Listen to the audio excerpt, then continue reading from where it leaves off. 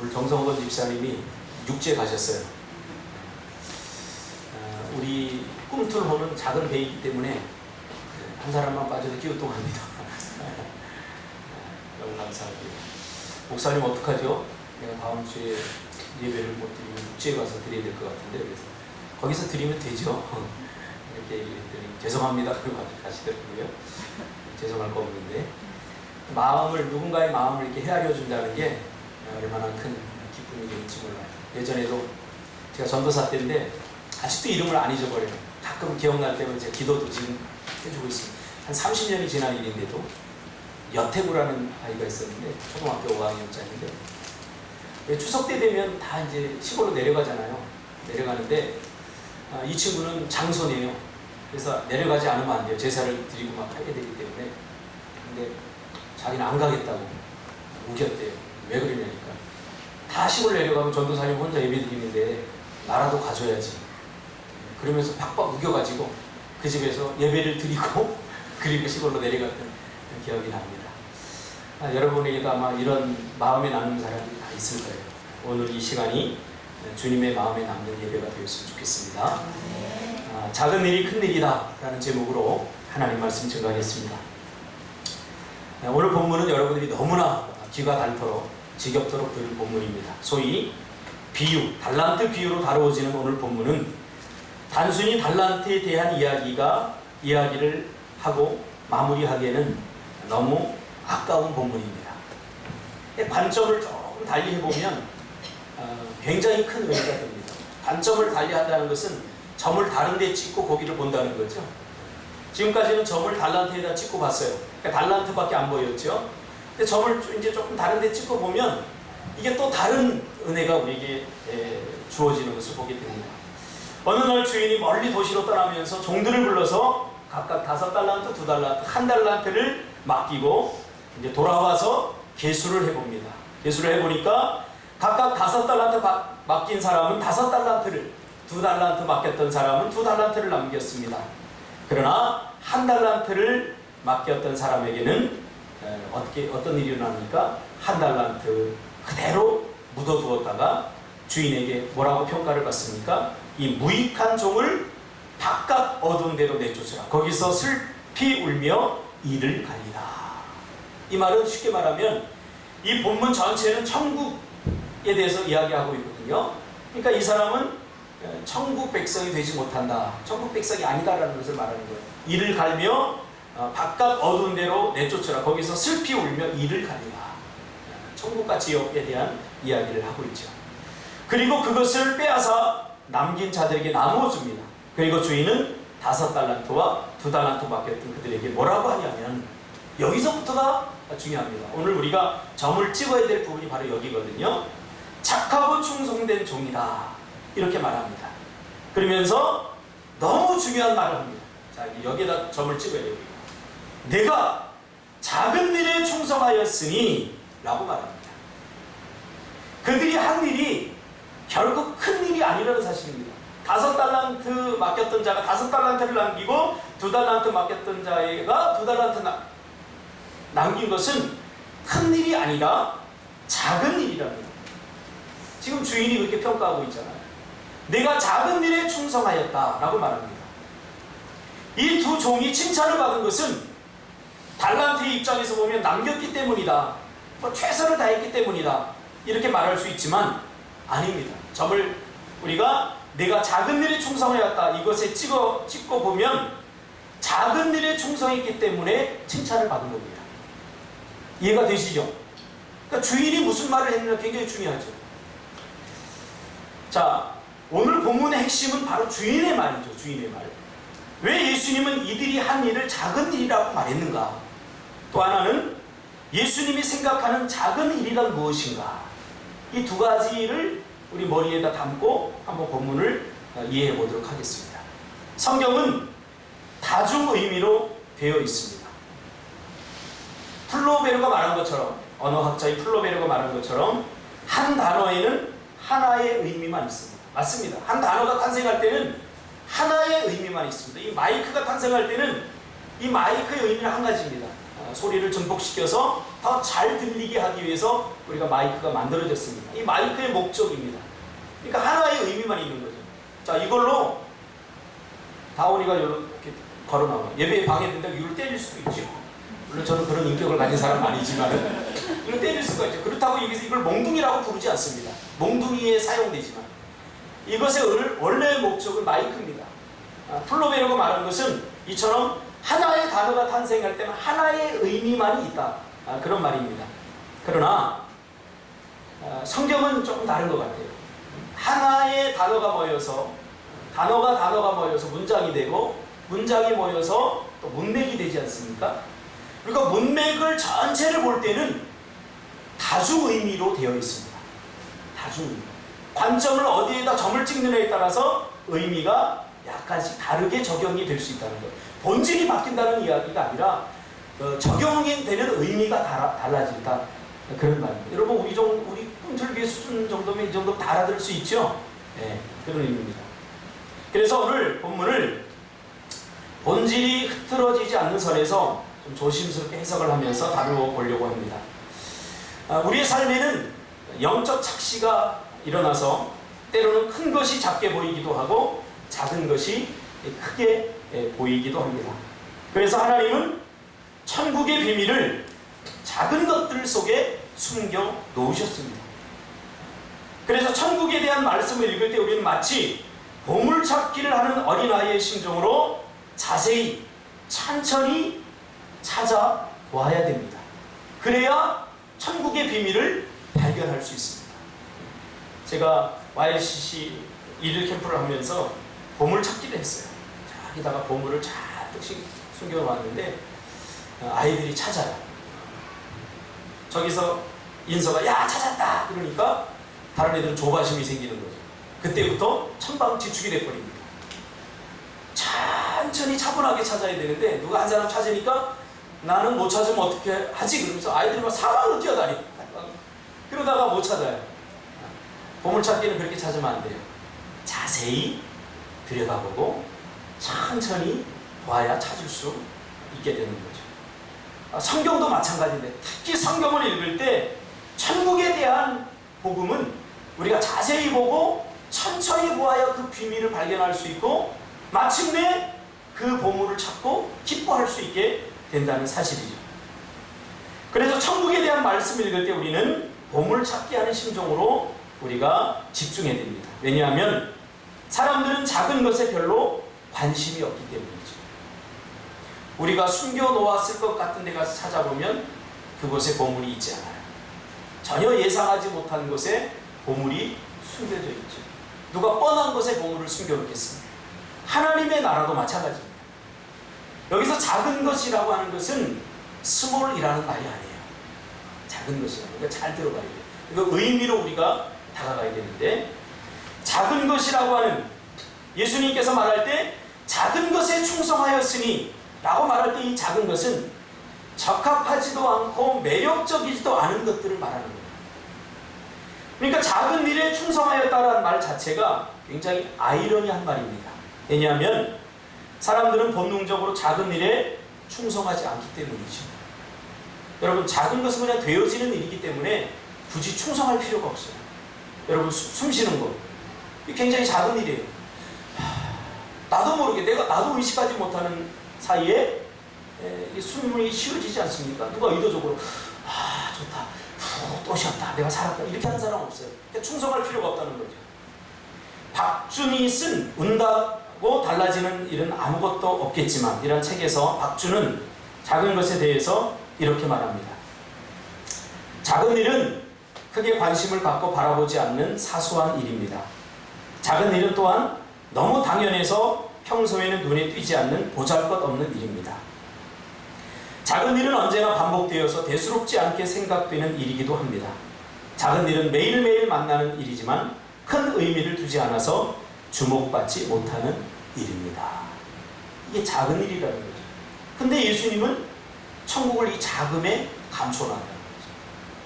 그러므로 주인의 입장에서 바라본 작은 일이란 내가 굳이 책임지지 않아도 되는 일입니다. 책임을 내가 진다고 해도 나에게 별 유익이 없는 그런 일.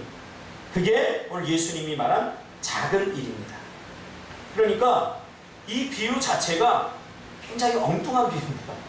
예수님은 굉장히 메타포의 대가이면서 굉장히 엉뚱하신 분이에요. 왜냐하면 주인은 절대로 이렇게 책임지지 않아도 될 일을 종들에게 맡기지 않기 때문이죠. 근데 종들에게 맡겼다라고 예수님은 이야기를 하는 거예요. 전제를 완전히 뒤집어 버리죠. 그 배경에 대해서 제가 오늘 본문의 배경에 대해서 연구해 보니까 종은 그저 작은 일, 시키는 일만 잘하면 됩니다. 그게 종이죠. 굳이 본인의 자발성이 요구되는 자유민들이나 할 수 있는 일을 주인은 종들에게 맡기지 않습니다. 왜냐하면 뻔한 결과가 나오기 때문이죠. 종은 책임의식이 없어요. 그냥 시키는 일만 하면 되는 거예요.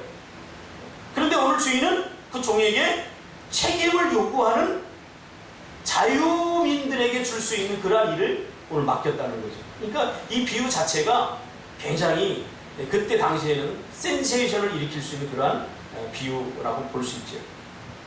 그러니까 이 비유를 듣던 당시의 사람들은 주인이 종에게 이런 일들을 맡긴다고 말도 안 돼 라고 하면서 이 비유를 들었다는 사실이죠.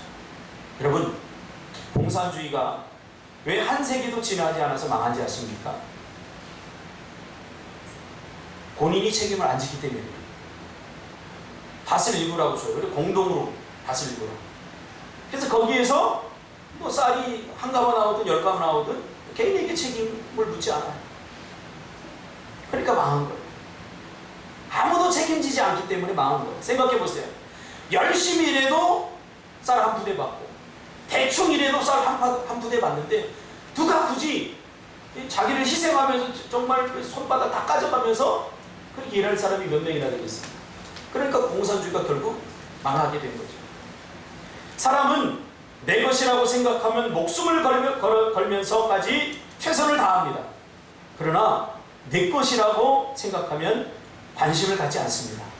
그러나 공동의 것, 즉 내 것도 되고 내 것도 된다고 생각하면 다른 사람 하는 것 봐서 적당히 대충 눈치 봐서 욕먹지 않을 만큼만 합니다. 자, 종들이 주인에게 맡긴 것은 누구의 것입니까? 종들의 것이 아니라 주인의 것입니다. 그래서 내가 굳이 남길 필요가 없고 남기지 않아도 됩니다. 이것은 종들이 해야 할 영역을 벗어난 일입니다. 자유민이 해야 할 일입니다. 또 이 주인은 종들에게 계약을 하지도 않았어요.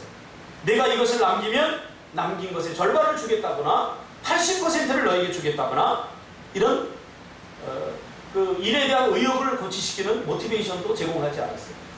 그리고는 그냥 떠나버렸습니다. 그래서 이 일은 작은 일이 되는 것입니다. 해도 되고 안 해도 되는, 내가 굳이 책임지지 않아도 될 일, 그것을 오늘 본문에서는 작은 일이다 이렇게 말합니다. 나에게 어떤 유익이 없기에 최선을 다할 필요가 없는 일, 그래서 굳이 모험을 할 필요가 없죠. 그런 의미로 접근해보면 한 달란트 받았던 종이 굉장히 현명하고 명석한 판단을 한 겁니다. 한 달란트 받았던 사람이 뭐라고 그럽니까? 아니, 내가 굳이 이것을 가지고 장사를 해서 만약에 이것을 다 잃어버리면 주인의 재산에 해를 끼치는 거기 때문에 나는 그렇게 하지 않았습니다.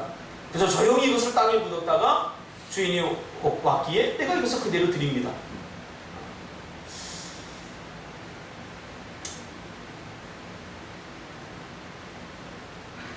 현실에서는 항상 이런 자들이 잘 되는 것 같고 똑똑하고 현명해 보입니다. 그렇죠? 현실적으로 잘 판단하는 거죠. 자기가 굳이 버려서 책임지지도 않아도 될 일을 내가 괜히 일을 벌여서 책임질 필요가 없다는 거예요.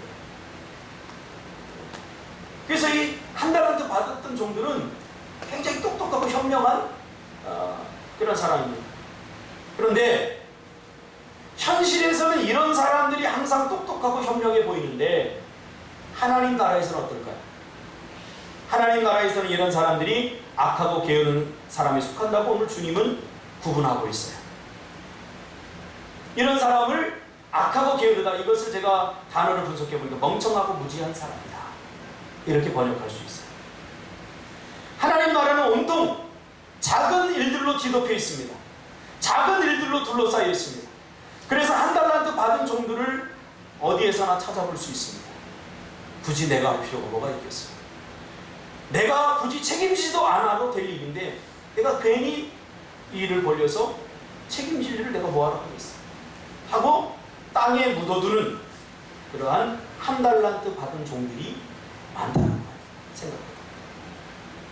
내가 그렇게 힘쓴다고 내 인생이 뭐가 달라지는데 그저 힘들기만 할 뿐 괜히 설레발 치지 말고 가만히 있고 그저 적당히 하자. 그러면서 우리는 큰 일이 아니면 잘 움직이지 않습니다. 그래서 한국교회는 어쩌면, 한국교회 성도들은 어쩌면 큰 을 외치다가 잘못되어 가고 있는지도 모릅니다. 어제 나무를 잘랐습니다. 이 옆에. 저것도 여러 놈이 다 보여요. 환하게 보일 거예요. 제가 저 나무를 진작 자르고 싶었습니다. 이제 자르려고 하다 보니까 이렇게 스카이차가 와서 또 스카이차를 빌려야 되고 이렇게 여러 가지 생각하니까 아직 교회가 이제 그럴 만한 비용적인 면에서 넉넉하지 않아서 미루고 중요한 것부터 계속 하나하나 이번에 태풍이 온다고 하니까 나무를 왜 잘라야 되냐면요, 나무가 태풍이 이렇게 불면서 이 지붕을 치면서 지붕을 이렇게 벗겨내요. 여기 지금 비바지도 다 이렇게 나무가 이렇게 치면서 다 부서지게 돼요. 제가 비 올 때마다, 태풍 올 때마다 하나님께 기도해서 하나님 이번만, 그럼 다음에는 꼭 제가 하겠습니다. 그러기를 2년. 이번에는 안 되겠다. 상원 집사한테 좀 스카이차 좀 비용 얼마나 알아봐 그랬더니 알아봤어요. 물론 준석 집사는 제가 알아보라는 의미를 좀 다르게 해석한 것 같아요. 내가 스카이차가 있는 집을 몰라서 바빠서 알아보라는 줄 알고 그대로 비용 그대로 이야기를 하더라고요. 그래서 상원 집사한테 이야기를 했더니 금방 알아듣더라고요. 아, 목사님이 비용을 좀 세이브하고 싶으신 모양이구나. 그래서 알아보고는 목사님 이거 얼마인데 우리 지금 일하는 현장에서 내가 이렇게 빼서 조금 와서 쓰면 비용을 적게 드릴 수 있습니다 하고 정말 저렴한 비용으로 미루다가 어제 와서 그걸 잘랐어요. 어제 출근했다가 이분이 3시 반에 약속했는데 2시 반에 와가지고 대기를 하니까 또 상원 집사가 맡아서 해야 되는데 오지도 않고 아마 얼마나 마음이 그렇겠어요. 근데 와가지고 오자마자 또 회사에서 내가 톱을 하나 사와라 그랬더니 그거 아끼려고 또 회사에 있는 녹슨톱을 갖고 왔어요. 갖고 와가지고 저기를 올라가서 그걸 하나하나 이렇게 자르는 모습을 보니까 굉장히 감동이 되더라고요. 또 그걸 다 자르고 되게 많이 잘랐어요. 자르고 그게 다 떨어졌는데 그걸 또 다 토막 내서 또 여기다 다 싸놓고 한 2시간에 걸쳐서 그 일을 했습니다. 그 나무에 올라가서 아슬아슬해요. 제가 자르는 거 보니까 별로 잘 자르지도 못해요. 뭐 이렇게 상원 집사의 역할이 일을 이렇게 맡기고 역할을 분담하는 그런 일을 하는 거, 현장에서 뛰는 일이 아니기 때문에 현장에서 하는 일은 잘 못하더라고요. 제가 훨씬 잘하더라고요.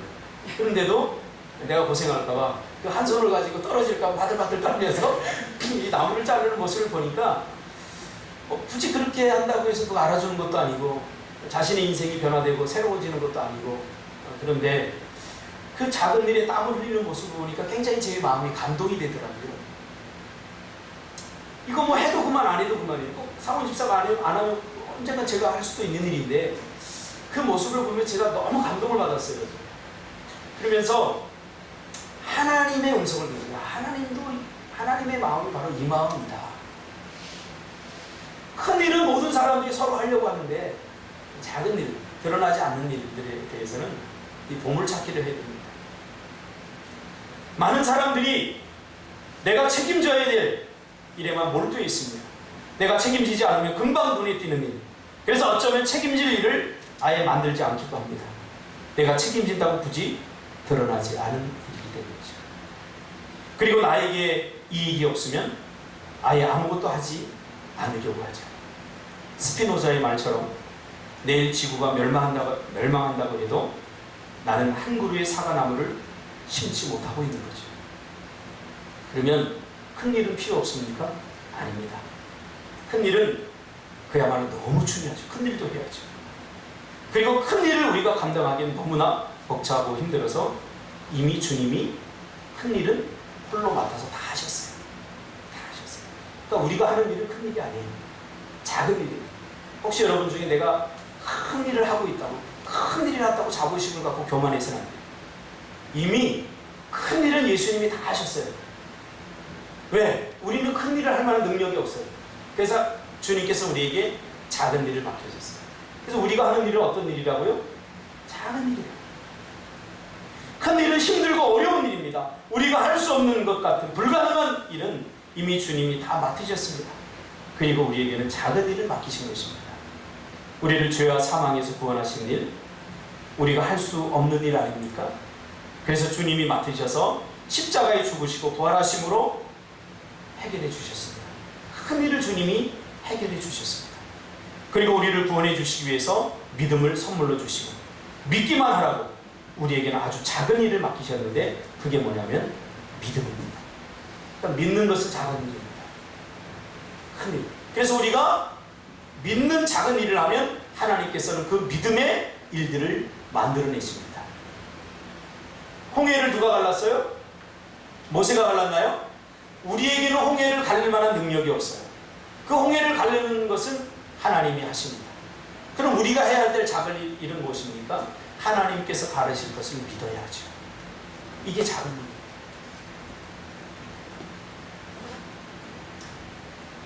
주님의 옷깃만이라도 만지면 나을 것이라고 믿었던 여인의 도전. 이것이 바로 우리가 할 수 있는 작은 일입니다. 그래서 교만한 사람들에게는 작은 것이 눈에 보이지 않습니다.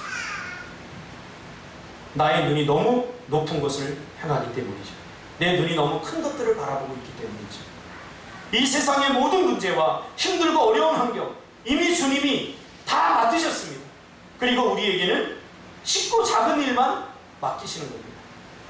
그래서 마태복음 11장 28절이 바로 그런 말이죠. 수고하고 무거운 짐진 자들아 다 내게로 오라. 왜 예수님이 우리를 초청합니까? 수고하고 무거운 짐, 우리가 질 수 없는 짐을 예수님이 다 져주기 위해서 다 내게로 오라고 말씀하는 거예요. 내가 너희를 쉬게 하리라. 나는 마음이 온유하고 겸손하니 나의 멍에를 메고 내게 배우라. 그리하면 그 다음이 제게 너무 은혜가 돼요. 너희 마음이 쉼을 얻으리라. 그러면서 30절에 이는 내 멍에는 쉽고 내 짐은 가벼우니라. 뭐예요? 무거운 것은 주님이 들고 아주 작은 것은 너희가 들라는 거예요. 그게 무슨 짐이에요? 믿음의 짐이라는 거예요. 주님께 맡기는 삶, 이것이 우리에게 해야 할 아주 작은 일이라는 것이죠. 우리가 할 수 있는 작은 일을 바로 주님께 일은 다 맡기는 것이지 그것을 스스로 내가 해결하는 것이 아닙니다. 이미 나는 그것을 해결할 수 있는 힘과 능력이 없어요. 주님이 그것을 너무나 잘 알기 때문에 우리를 초청해서 우리가 질 수 없는 인생의 그 무거운 짐을 주님이 대신 지셨습니다. 그리고 우리에게는 작은 짐, 그저 믿기만 하는 작은 짐을 맡기신 것입니다. 그래서 베드로 사도는 이렇게 베드로전서 5장 7절에서 말합니다. 너희 염려를 다 주께 맡기라. 이는 그가 너희를 돌보시리라. 사람들이 스스로 자기 삶을 지키고 보호할 수 있다고 믿는 것 같습니다. 어리석은 일입니다. 요한복음 6장 28절에 제자들이 주님께 묻지요. 우리가 어떻게 하여야 하나님의 일을 할 수 있겠습니까? 29절에 하나님께서 보내신 일을 믿는 것이 하나님의 일이니라. 이것이 바로 작은 일입니다. 제가 지금까지 신앙생활하면서 깨달은 것이 하나 있습니다. 하나님은 작은 것에 관심이 있다는 사실이에요. 저도 이렇게 친구들 일을 이렇게 시켜보면, 교회에서 일을 시켜보면 제가 보는 딱 한 가지가 있어요.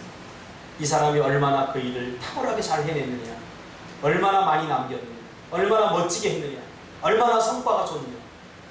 제가 젊을 때는 그런 걸 많이 봤어요. 그래서 능력 있는 사람을 주로 시켰는데 어느 순간에 그게 사라지더라고요. 제가 보는 거 딱 한 가지예요. 얼마나 마무리를 잘하느냐. 사실 마무리하는 건 가장 작은 일이거든요. 남편들이 오늘 내가 저녁 해줄게. 그리고 열심히 저녁을 해주고 제일 중요한 설거지를 안 함으로써 그동안의 수고와 헌신이 다 사라져버리지 않습니까? 차라리 하지나 말지.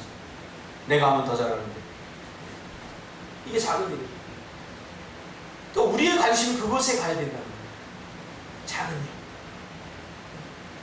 작은 일이 큰 일을 결정하는 거예요. 우리는 작음에서 실패해요. 그래서 큰